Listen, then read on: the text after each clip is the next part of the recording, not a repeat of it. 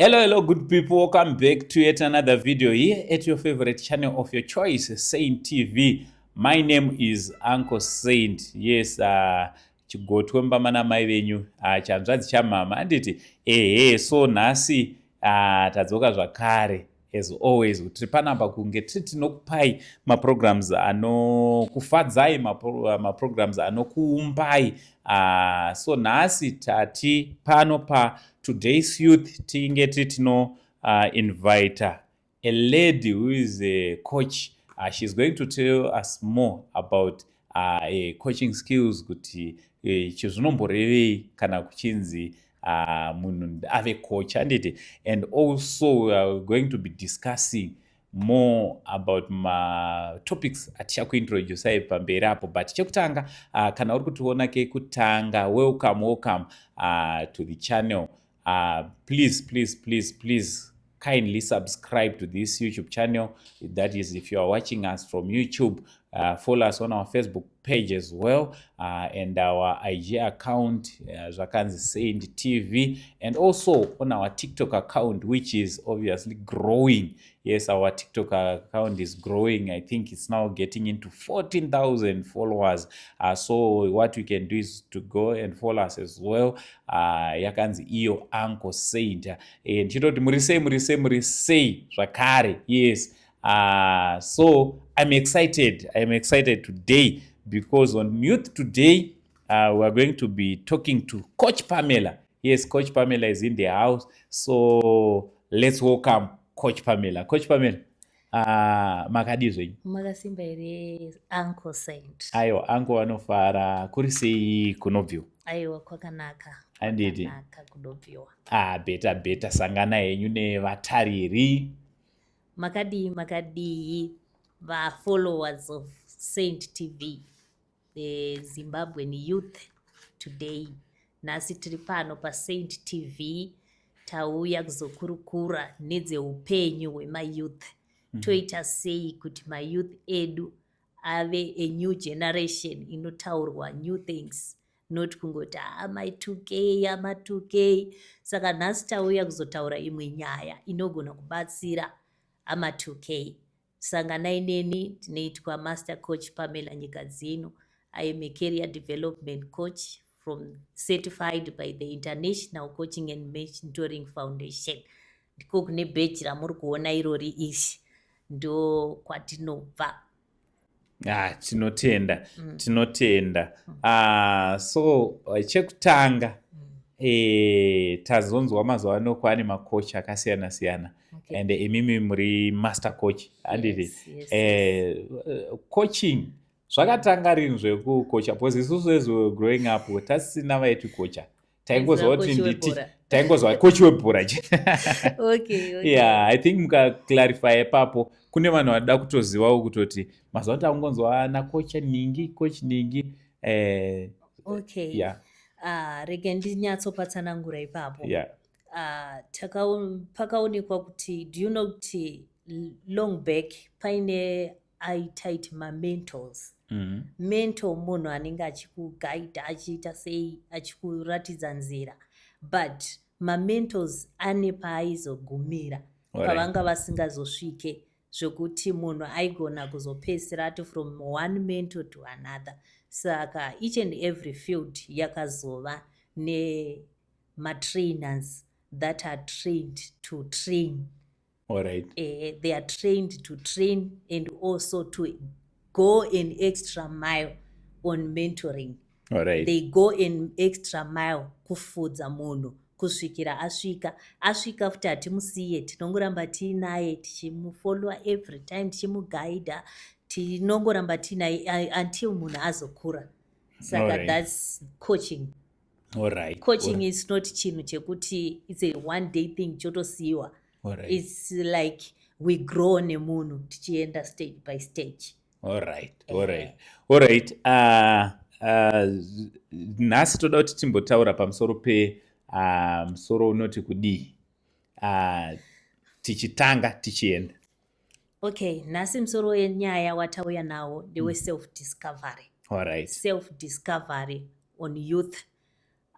Uncle, do you still remember kuti long back kuchikoro mune time yamaita career guidance. Yes. Mune time yauya vanhu vemauniversities maisara imi mapedza form 4 makuziva kuti inini faculty yandoda unoita kuuniversity inoda masubject aya neaya neaya. True. Yes. Zvaiguida even paya panoti form 3 I want to select masubjects angu andinoda kuita. Zvaiguida izvozvo. Kuti usangoita masubjects asinei newe. Yes. Until you say, Yes. like last time there's this trending guy akaita 56 points. And at the end of the day you would ask kuti ada kunoshanda kupa ada kuita nezvei about them. Yeah. Of course maybe ada kuita career exploring kuti apapo but not, it's not that necessary. All right. So all right. self discovery we are back nayo kuti nowadays vana vasi kuwana career guidance kuzvikoro saka vari kupedza chikoro vasingatozive kuti vari kutangira papi voenda kupi. At the end of the day vari kuzvipinza mumacareers asiri avo. Do you know kuti a career is a calling? Yes. A career is a calling. Each and every person is called into a certain field namwari.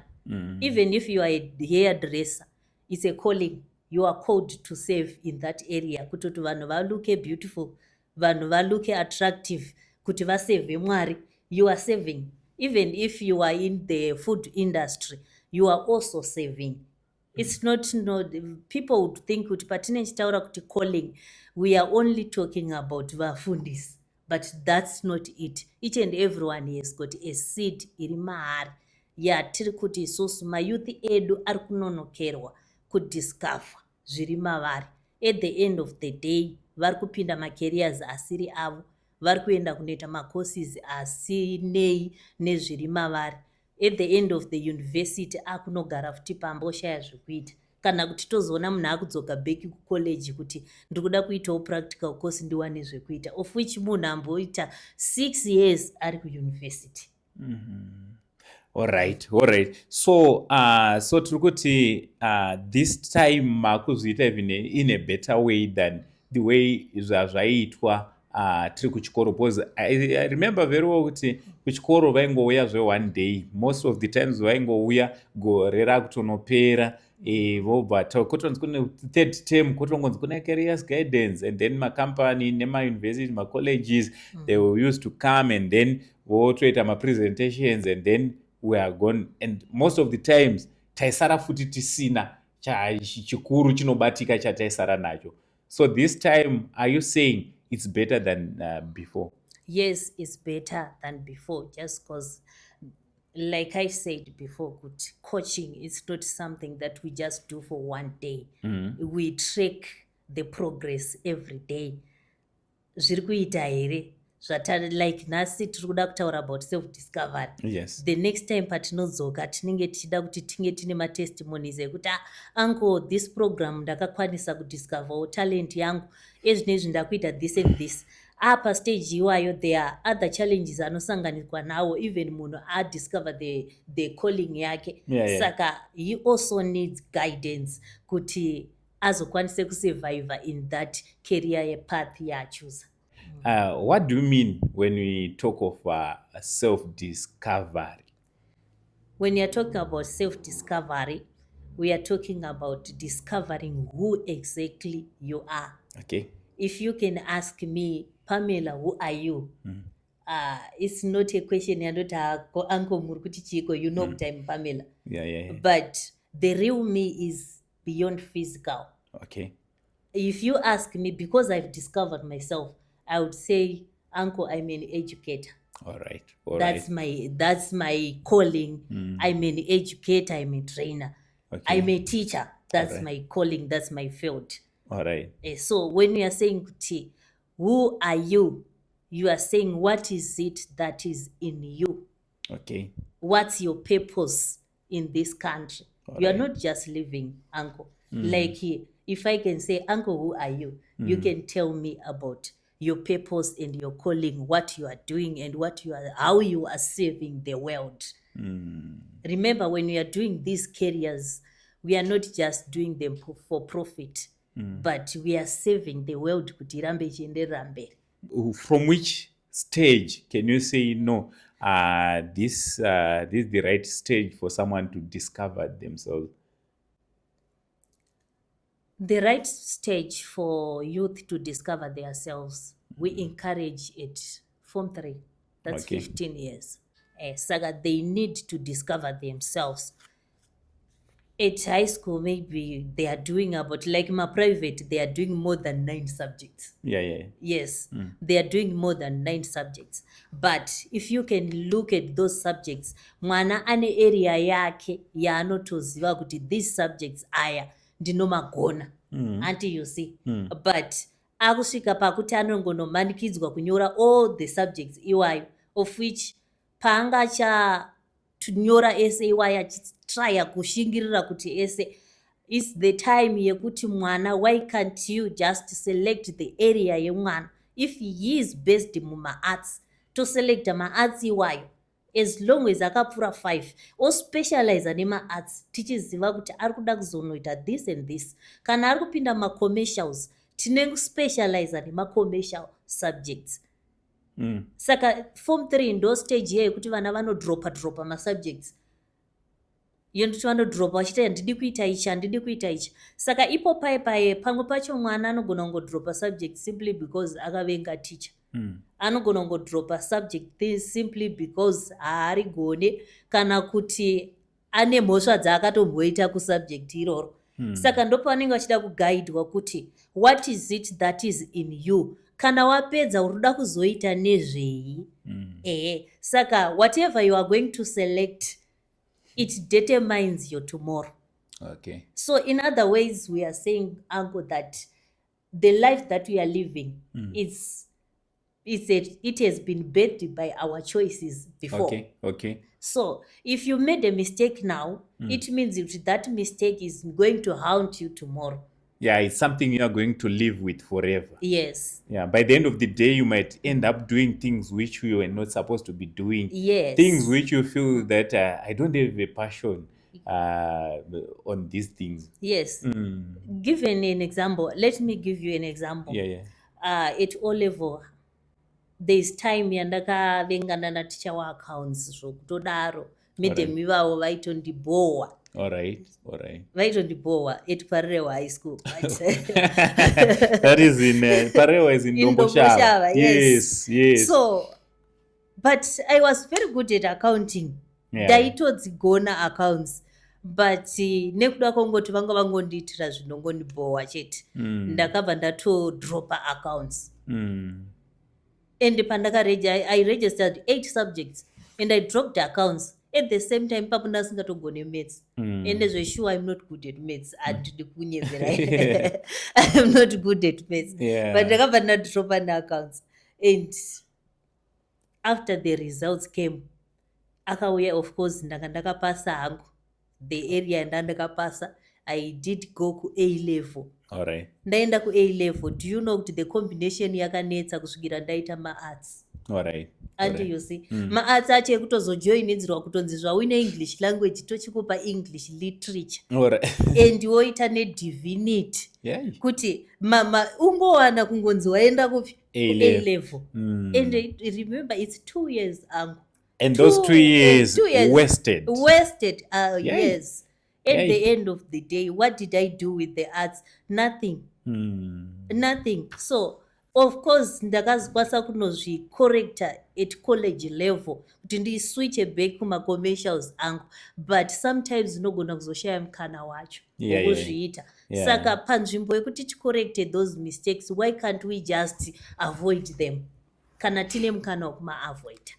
I think ipapo matotaura neno ndabva ndatanga kutofungawo kuchikoro kuti some of these subjects anoitwa nevana vachimada vanogona kupesa vasingachafariri subject, not because they don't like my subjects, but sometimes because they are not in good books with the teacher. So careers guidance, I think, is very important, especially when kids are growing.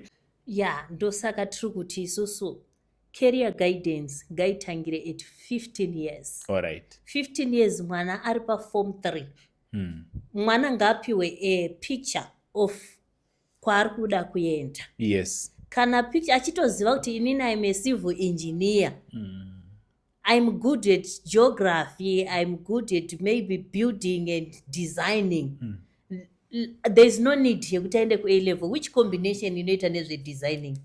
Hakuna, it's nothing. Saka mwana ngaatongoti achitongopedza obva aenda kupolytechnic 2 years dzake idzodzo you would see kuti ari mupassion make, ari muarea make, he or she can excel. Yeah, also tiri kuti tibatsirei futi ipapo coach panyaya yekuti tine vana handiti vanoita vabereki vanoita nharo kuti iwo ita chete ende vanenge vaneka rekodi kekuti kwedu isusu tinoenda A level kana kuti vana pressure yekuti vana kwamaiguru nevana friend yangu vakaenda A level iwe enda ku A level. Hazviseri zvakustraina mwana zvakare pachinzvimbo chekuti angonanga kwaari kuda kunanga. Yeah, zvinhu zvinostraina vana. So I think this episode is going to help also the parents. Yes. They also need to understand what is a career. Okay. At the same time, how can we discover a career iri mwana? Have you seen kuti kuma Western countries, the vana vavo vanototanga kutodiscover even at primary level. Mwana anototanga kuva technical. Andotanga kutodzidza. I saw a picture of it's like a 5 to 6 years mwana achitodrive that excavator yai. Until you see. So we are saying kuti vabereki, let us know what is a career.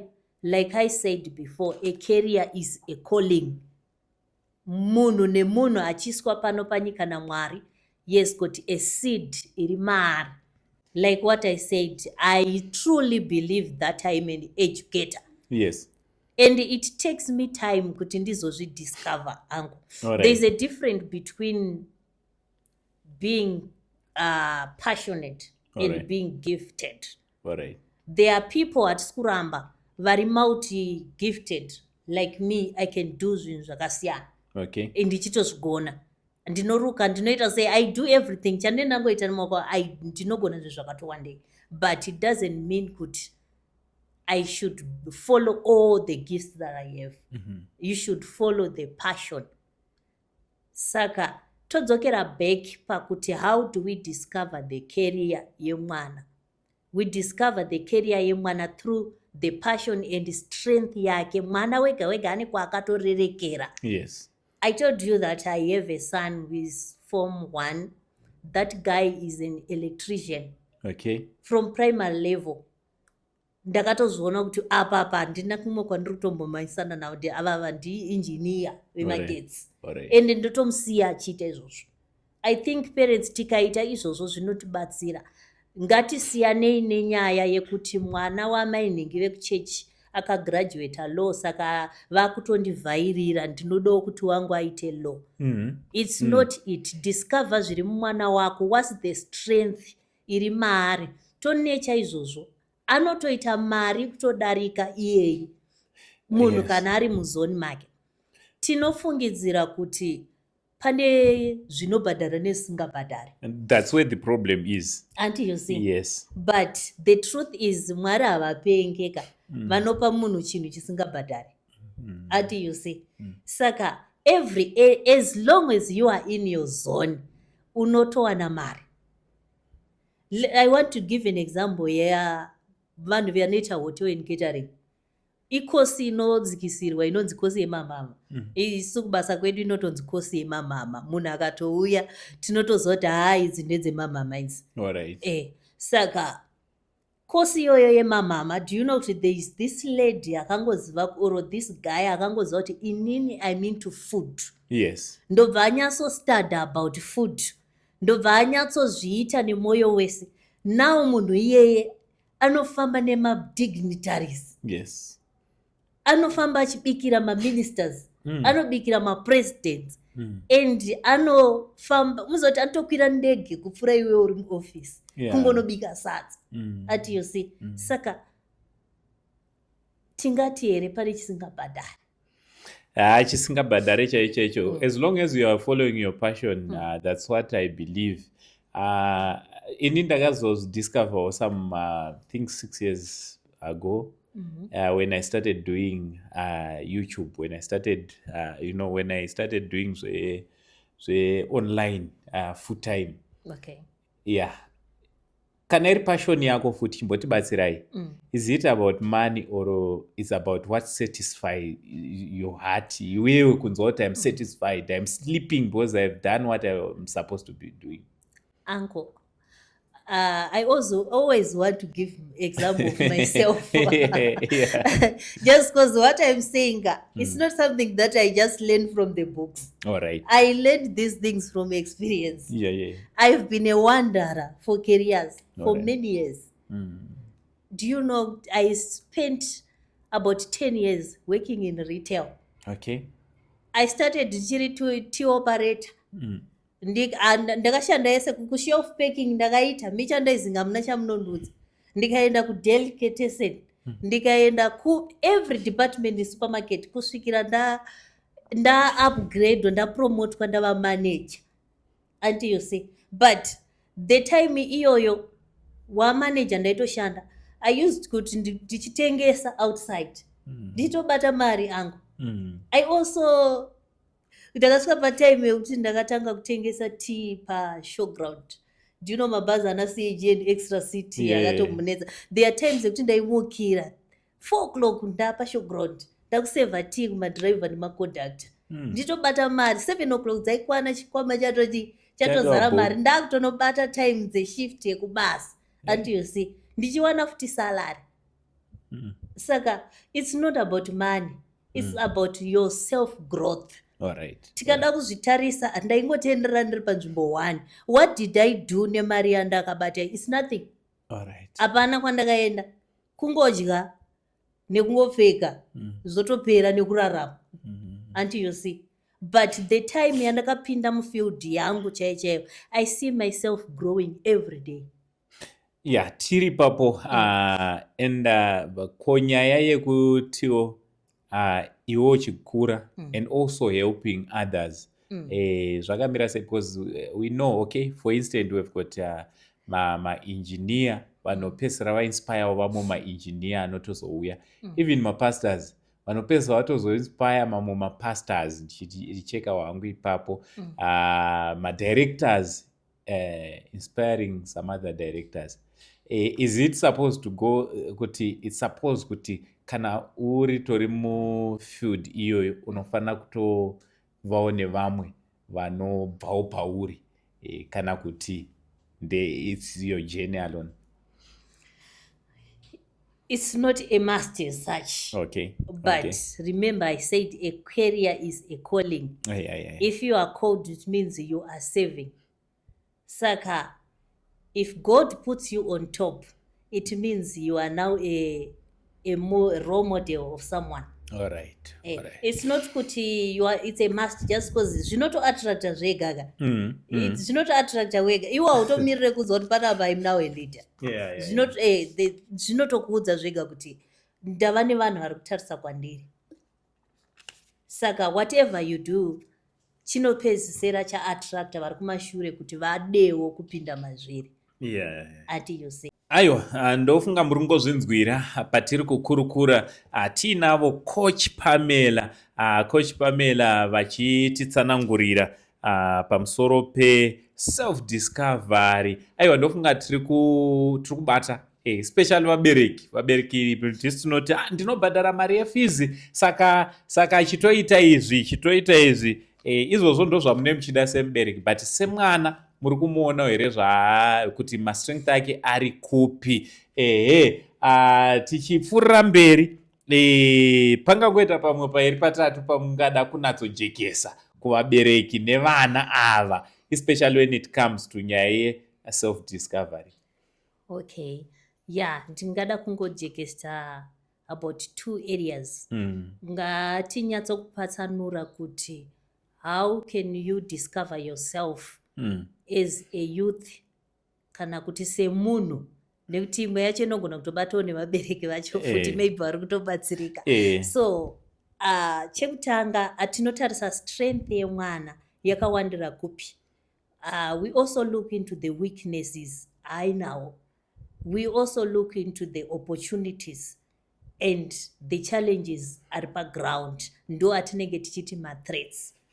Saka tadaro tatarisa zvese izvozvo izvo, tinozonyanya kutarisa into ma-strength emwana kuti anogona izvi anonyatsozviita into the best.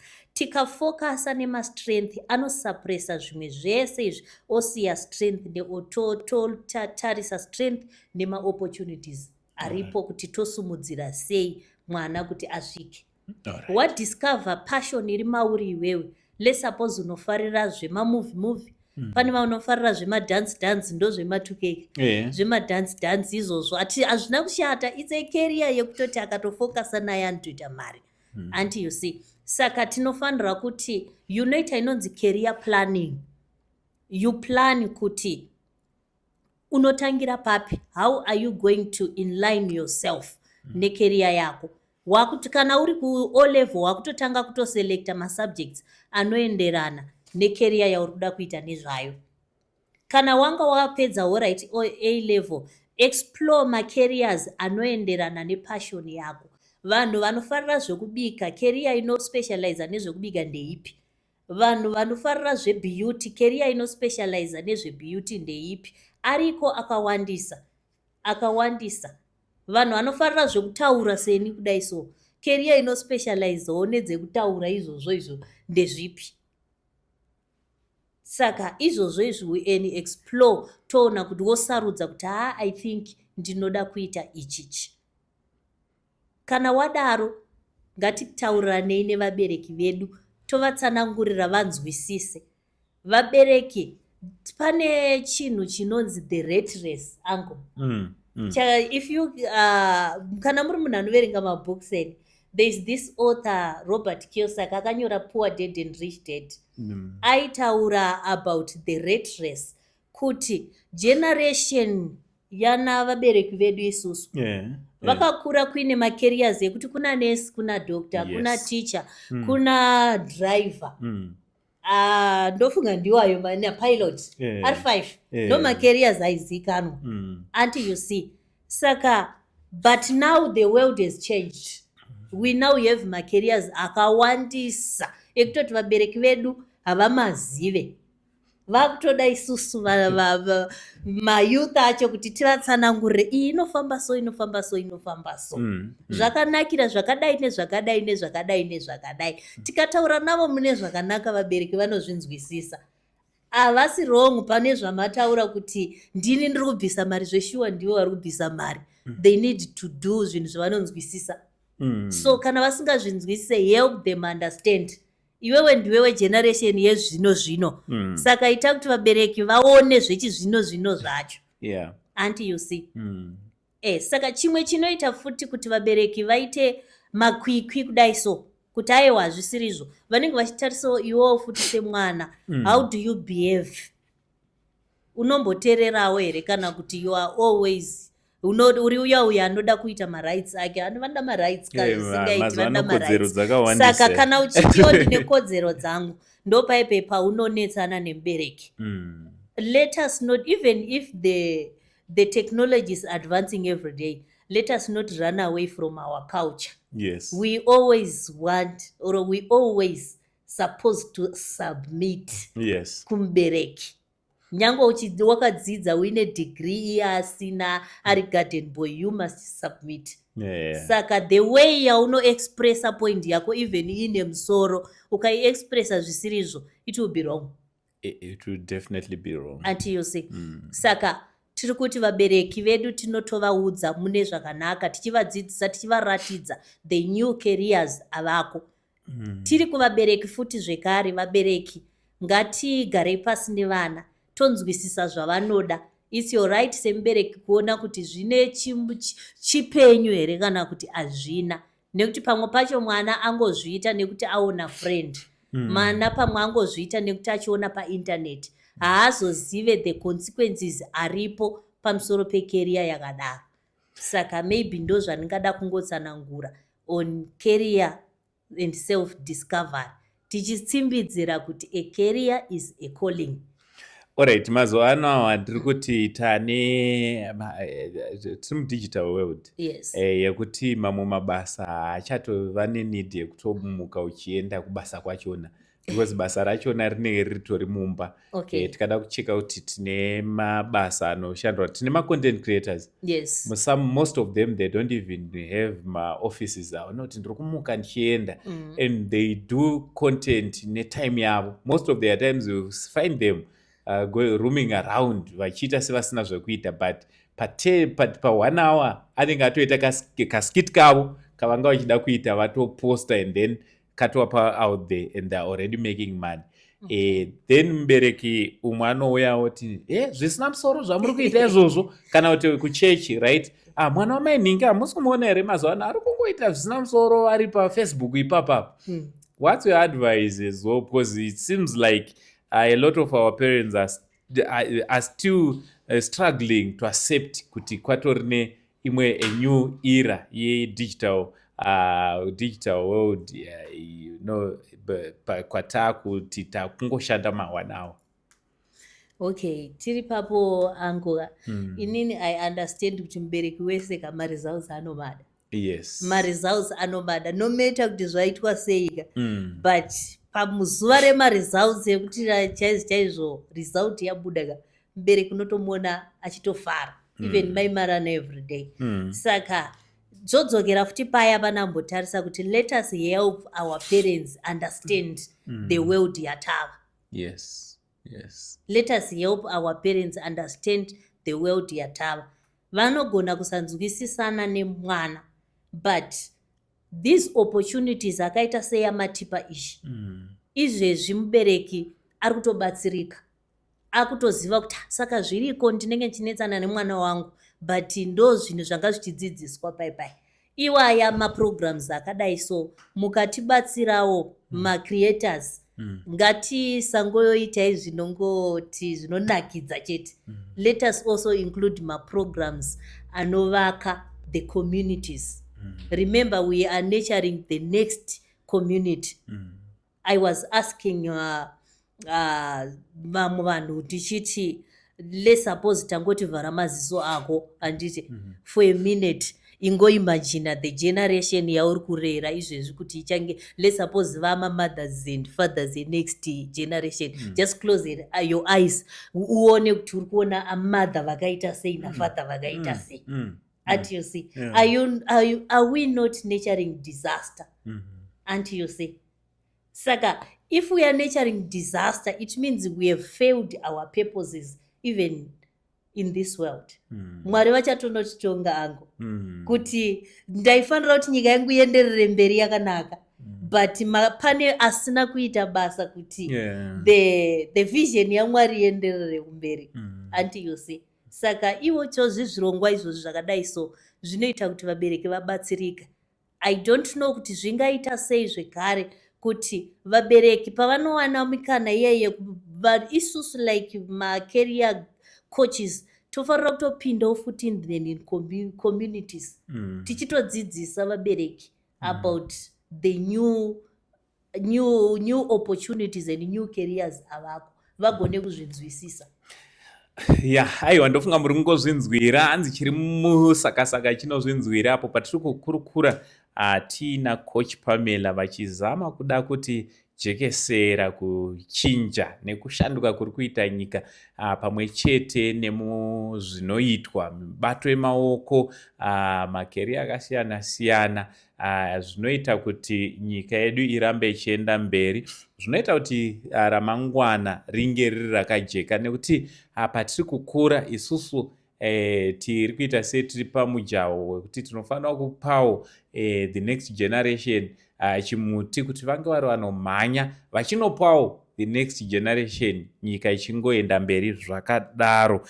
Saka ilegacy yakaita sei yauri kushanda uchisiya semubvunzo wabvunzwa kuti ukambotsinzina iwewe ukafunga vana vauinavo, vana vari around you, who look up unto you, are they getting something chekuti tomorrow they can point kuti no, we got this from you, kana kuti we are nurturing disaster. Then we move on. Takuenda papi kana tabva pa self discovery. Okay. Kana tichinge tadiscover ourselves, pane vamwe vari kungodiscover vozongozviziva vogara nazvo. Yes. Kusvikira mukufa munhu achingoziva kuti ndine chakati, ndinogona, ndine pashoni yezvakati. Yes. Pane vanhu vari kutofa nezvipo. Saka we need to do yatinoti personal development. All right. So that unokwanisa kusvika pakubuda oro pakuita breakthrough necareer yako kana kuti necalling yako yawakapiwa naMwari. All right. Yes, so but personal development taakuti kudii manje zvasiyana kupi nepaku self discovery? Hazvina kusiyana. We are nurturing the seed or the you that right. you have discovered. All right. You are nurturing the you that you have discovered. Nekuti right. It doesn't make sense if you discover it and then you just sit down. Hakuna chinhu chinouya wakadini wakagara. Ati you see. Meaning kuti wakufanira kuchishanda. Wakufanira kuchichishanda. Waziva kuti ndi passion yangu nezvandinofanira ndichiita ndezvizvi. Exactly. Then you don't need to say okay ndazviziva wodzokera unogara pasi.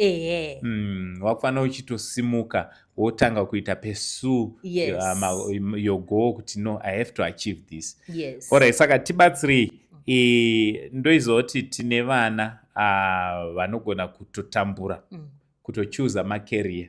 Okay, umwe anogona kuti ini ndinofarira zvemaarts. Kana tichitaura zvemaarts, okay, tiri kutaura kuvana vari kubva kuform 3 akuenda ku-O level yake achienda ku-A level. Okay. Ndeapi mabasa ariko mazuva ano akananga nemaarts? Nemaarts. Okay. Maarts ane mabasa akawanda. Alright. Ane mabasa akawanda. Alright. Yeah, ane mabasa akawanda angu. Yes. But you just need to explore them. Alright. Nekuti there are some of the careers amunofungidzira kuti izvi hazvishandi, osi izvi zvichitoshanda. Like anti paya maona comic actor akatakura bhegi rake. Achingofamba, you'd see kuti iri rirombe. Pachishona chedu anenge achidza anoita chirombe. Aiwa, rutotanda botso. But those some of the careers ekuti you can be a social worker, you can be an outreach person, chiraise awareness until you see. Yes. On different fields. You can be zvakawanda zvaunoita, even ma-content creators mungada ma-commercials here. You see. Saka you can explore zvinhu zvakati one day. Like nowadays takaitirwa zvakanaka naMwari. We're given technology. Yes. Enda unogugula uone kuti maarts ako what can you do. Do you know kuti vanhu vanokuti maarts ndemafundisi. Maarts ndemafundisi. Kozonzo nemaloya vanhu vandazvokutaura. Ati you see. But you can do more and more. I was talking to this other pastor last time. We were saying, do you know there are more things that we can do besides just being on the pulpit? All right. You can be an MC. You can be a speaker. You can be a motivational speaker, even a coach. A counselor. A counselor.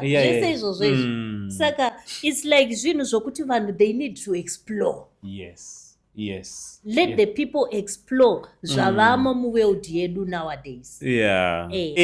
Tiri papo zvakare hande kuarea yema-commercials. Okay. Kuma-commercials maybe mungangotipa ma-examples 2 or 3 ekuti munhu anogona kuitei. Ende ngatitsvage zvinhu zvinobatsira vana zvisingazovaite kuti digiri ringotorwa robva ratsvetwa mumba.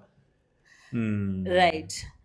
Zvimwe zviri kuita kuti madigiri azorogara mumba. We just think kuti kana tapedza tiri kufanira kunoshanda. Kuenda kubasa.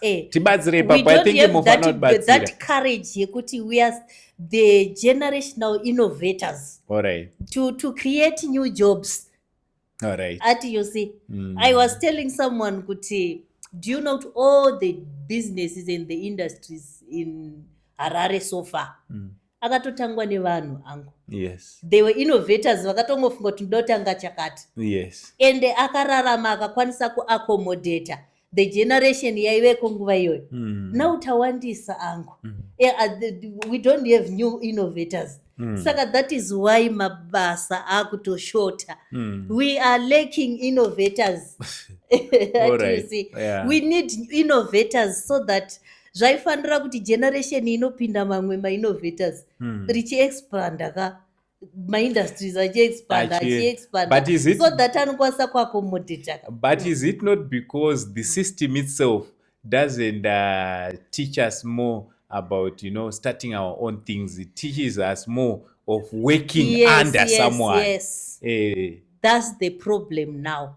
Kuti tiri kuchiti isu vanhu vari kuita career, vari into career guidance and career coaching. Let us go into the world.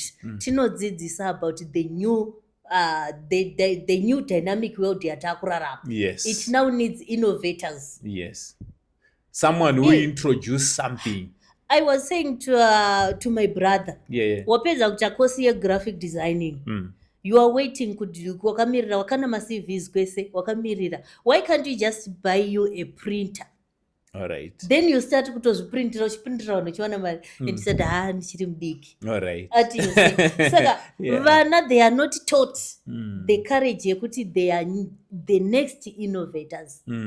Tikava that courage iyoyoyo. You see kuti kuma-commercials ikokoko we have got ma-HR. HR watoziva isusu HR ari kushanda pakambani ka. But do you know in this world we now have HR companies that are having ma-consultant companies anohaiwa kuno-offer ma-services in different organizations. Asisiri HR okuti akamirira payslip. The HR akumita as a business consultant aku-offer HR services in different segment. But HR isusu iri limited kuti ndikunoshanda as HR manager. Mazano manager sichareva chinhu. Kuva manager cheko akuchabhadhari. Akuchabhadhari. Even ndaitobvunzawo umwe wangu ndichiti muri kuita account handimama accountant moda kuzonoitawo mabhuku ani nekuverenga mari dzaanani, because these people who are starting business nowadays they think they know much about counting. Ndakwanisa kutounganidza mari nekutanga business because I know about everyone is an accountant. Nowadays munhu wese ane kamusika kake haatsvage munhu, anongoita accounts dzake ega ari pamusika pake. So I think it's wise kuti kana watoda kutoita business management iva nazvo mupfungwa kuti ndoda kuita kumanage my own businesses. Not kuti ndinotsvaga basa rekumanage peumwe, because obviously unogona uridi kurishaya. Nekuti let's say ngatichirerutsai kuti unononoka. Tikaturishaya katoita sekunge tiri kuti hazvishande. But ngatichiti unononoka kuri one, of which iwe uchida mari. Iwe uda kurarama. But at the same time unotozoona kuti unogona kupedzisira watozotanga futi kutengesa. Zvinotongozoshanda because paunotanga kutengesa uchashandisa ruzivo rwauinarwo ruchakubetsera kuziva kuti mari inochengetwa sei, inosevhwa sei, maprofits necapital zvinokwanisa kupatsanurwa sei. Let's say you were giving an example yeaccountant. Yes. Ndirini zvangu ndakaita account. Basa randinonokera saizvozvo ndakamirira hangu, hazvina kushata kuenda kubasa. You are going to get an experience. Yes. But ndakatoenda kakuattachment ndikanodzidza experience ndinayo ishoma nyangwe ndichizoda yakadi yakawanda. Yes. Inini ndakutotanga kutofambira kutoti ma-organizations ndinooffawo ma-part-time services e-accounting. Yes. Ndinokubatsirawo zvakadai nekuti of course if you are an entrepreneur doesn't mean kuti unoziva zvese. Yes. There are areas in business paunozonida vanhu ivavo. Ukamusvikira chaizvo ukanyatsomutsanangurira accounts chaizvo anokudza kuti shamwari zvauri kutaura zvinomboita mari. Yes. Until you see. Saka akatokupa kana kuti ukamuti maybe ndikauyawo kana for 2 hours munipowo kana $100. the next company day wenda pane imwe company offer futi the next $100 panopera mwedzi unonge usina kushanda irangu pane patorwa mari pane patorwa mari saka otherwise it doesn't mean kuti hatina knowledge muZimbabwe but hatina confidence yekutanga zvinhu tinoika kutyira takangori nebelief yekuti munhu anoenda kubasa ende iriko zveshuwa belief yekuti munhu anofanira kungoenda kubasa even ana mai vedu vanototi ko izvozvo I still remember my mother asking me last year I was graduating program yandaita zvikanzi kuyororama uchingodzidza izvozvo wakaita zvikuwanise basa here havasi kutoona kuti zvandiri kutoita ndiri kutoshanda vari kutofunga kuti handina basa randiri kuita saka tiri kuti ngatigadhei zvivindi mayouth emuZimbabwe let's gather up confidence yekutanga zvinhu ndokuti nyika yedu itinakidze I always tell people kuti you create your own realm zvinotokunakidza iwo ndo zvinoita kuti Zimbabwe iitire ati you see unlike uchaita problem of pointing dai pasina chikati you always point to the political side or wherever blaming people at the end of the day what are you doing what are you doing because in the same economy patiri kuti alright zvinhu zvakaoma and we agree kuti things are hard why because of the transition I think kuti we are moving from another world we are trying to go to the other side of the world someone is making it in the same economy someone is driving a Range Rover a 2026 Range GD6 izvozvo so tichipeta zvedu api maareas amungati mungada kuita round off tiri kuti mayouth kana taita self discovery yedu let us work on ourselves let's work on ourselves don't spend your time uchiita zvinhu zvisina basa don't spend your time kana kuti of course you have discovered yourself kuti you are someone are into health kana kuti you are a teacher but what are you doing woswera uri paTV woswera uri paTikTok woswera uri pazvinhu zvisinei nezvauri kufanira kunge zvichiita saka let's inline ourselves kune zvatinoda kuita you develop yourself you inline yourself kucareer yauri kufanira kunge uchiita there is this phrase that I always teach kwandinoisa career guidance I always teach people to what you think you become and what you imagine you create not kuti it is created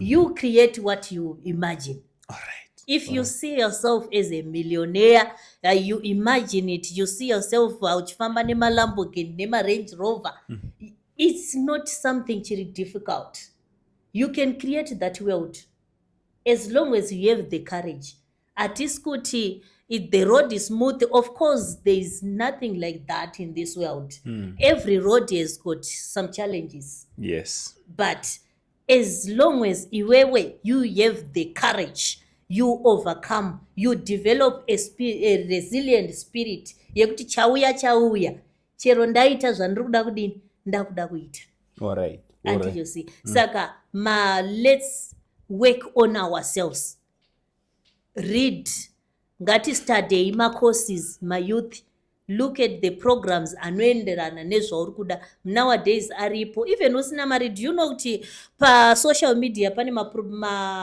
institutes offer free programs like the Alison vaya they are like my empowerment programs mamwe courses they are free even yakatonzi free but unotoona kuti organization inototambura kuwana vanhu but vari moma streets vari moma bridge pari kutonzi free beauty therapy but unotomona achiti zvina musoro saka zvine musoro ndezvipi hauna mari yekuenda kudelight kunobhadhara mari ko izvo free chiitawozve you can't just like us isusu takadzidza whatever we're doing right now we're doing it because takazvidzidza online instead of watching videos ezvinhu zvisina basa zvimwe zvekutoti okay fine entertainment tinoda entertainment but not always you cannot spend the whole day uchingoda entertainment by the end of the day wadzidzei wagainei from whatever you are seeing, you are watching online.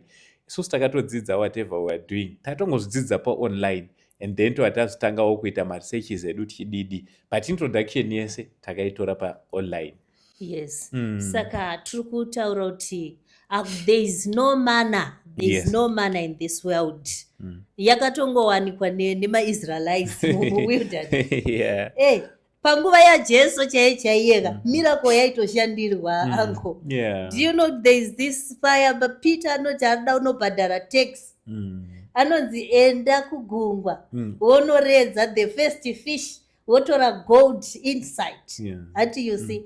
So by going to the river uri kutoshanda and hausi kunomira kawoti in the name of Jesus fish come out, uri kutonoredza. Until you see. Wozotora. Saka their actions. The problem we have in Zimbabwe, we are more theoretical. All right. We are lacking to apply the theory into the practical world. Yes. So at the end of the day, we are fully packed with knowledge. Isina application. Until you see. Saka, let us apply what we have learned. Let's apply it. Hakuna chinonyadzisa.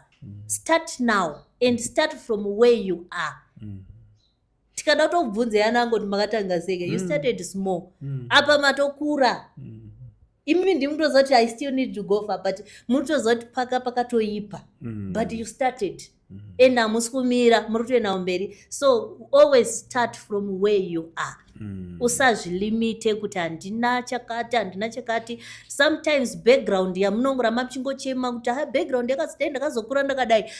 It's not something chinobuilda your future. Yes. Past is past. Let's focus on the future. Start from where you are. Izvezvi nhasi tanga kuti madata ramunowesta muchiita makikigiriari. Tanga kuresearch about the free programs. The programs anodzidzwa online. Mamwe macho anobhadharwa online apa they are less than $20. Unenge watodzidza macourses. Saka ngati upgrade todzidza. Ipapo panauye internet. My youth, they need help. Uncle. Yes. The internet doesn't forget. Yes. Even if zwaposta nhasi in the next 20 years kana waposta zvinosina basa chinokudzokera. Saka pamwe pacho tinogona kunakidzwa uchiposta wakashama wakaita sei, but pamwe pacho wazosanganawo naCoach P and you discovered yourself wanyatsova inline paya wabuilda maconnections wakuda kutoenda zviya Facebook obva akuti you have got inonzi memories. Yeah. Zobva zvabuda wakatomboshamira ati you see. Saka unozonyarara pai ende pamwe pacho zvakutokublokera maopportunities angavhurika. I always say kuti there are opportunities atisingadzogone kudzosa nesoorika. Kana zvatoendwa zvatodini zvatoendwa. Saka let's be very careful neinternet, my youth. Ngatipostei zvinhu zvisingazotinetsa. Azvipise. Hakusi kupisa kuposta wakashama kana kuti wakaita zvinhu zvisingaite on internet. Unenge uchitozvihauntira your future. Even your children would either go and access painternet. Mai vedu vangu vanenoona mai yehoyo zvasina kutombomira fa mukwasha yekuti mbotagatimboona mbuya kuti vaita sei. Saka let's be careful. The internet doesn't forget. Ndo payakaipira ipapo Facebook anokagara obva kuti memories. Akagara obva kuti chi memories. Saka munoona zvinoita Satani wacho memory wacho paanozouya pamwe pacho unenge utori pastage yekuda kutobuda. Until you see. Saka hatikwanise kuzozvirambidza. And usazotsvaga mhepo. Ngativei careful on social media. Mashoko makukutu atiri kurakidzwa tichinongedzerwa ramangwana redu ranhasi, kuti ramangwana kuti ringe riri rakajeka. Uri kumbotsika sei pazuva ranhasi? Coach Pamela, yes. I would like to thank you so much for coming to this special program, and we hope to see you again in some other time. Aiwa, thank you so much. Alright. Tese takachidzidza. Yeah. Tese takachiitirwa zvakanaka. Right, but musati maenda maybe munokwanisa Yes. kutizivisa kuti munobatika papi, kune vamwe vanogona kuda kuuya kana kutouya vabereki nevana vavo pamwe chete kuti no toda kumbouya kuzombokochewa. Alright, ini ndinowanikwa mutown in CBD pa number 7 South Avenue, Davent House, 4th floor, suite 419. That's our office. Ndo pandinowanikwa. Namba dzangu dzefoni 0788 777 189, 0788 777 189 ndo namba yatinonyanya kubatika. Takasununguka. Even vanoda kutotikoka mumachurches imomomo tiri kutoti vanhu ngavasangoti I receive miracles vasingazomashandiri. I was telling someone kuti do you know kuti prophecy kana ichiuya ichinzi I saw you walking with a Lamborghini in 9 months time. Avatombotiudze kuti pakati apa pakusvikira ku9 months ikoko pane zvakawanda zvatichasangana nazvo kuti tizosvika kuLamborghini. Dai yaitiudzawo kuti asi uchazodai ukazodai kana wasangana nazvo wozodai maybe zvaitirerukira. But the prophecy tinongoiudzwa. And you see, saka kuti tizokavira kusvikira to the prophecy pane nyaya. Saka izvozvo tiri kuti isusu takasununguka kuuya mumachurches, takasununguka kuuya mumaschools, wherever you want us to have coaching sessions about career guidance, about entrepreneurship, about career development, takasununguka, about women empowerment again, takasununguka, motibata panhama idzodzo. Aiwa, tinokutendai, thank you very much nekutipa mupakwa werwendo. Mupakwa muchiruziva here unonzi mupakwa? Ndakanzwa ziti Midlands, vanti mupako, meaning the lunchbox. Yes, so this is our lunchbox, especially for our youth. Our lunchbox yekuti kana tazoti fambe tinoitawo tichidya tichidzeya kuti ndezvipi zvatiri kudzidza. Aiwa, kusvika tichisangana zvakare pazvirongwa zvinotevera. Zita rangu ndinonzi Uncle Saint, ndanga ndichifamba ndinavo Coach Pamela. For now tichiti it's much love and God bless you all.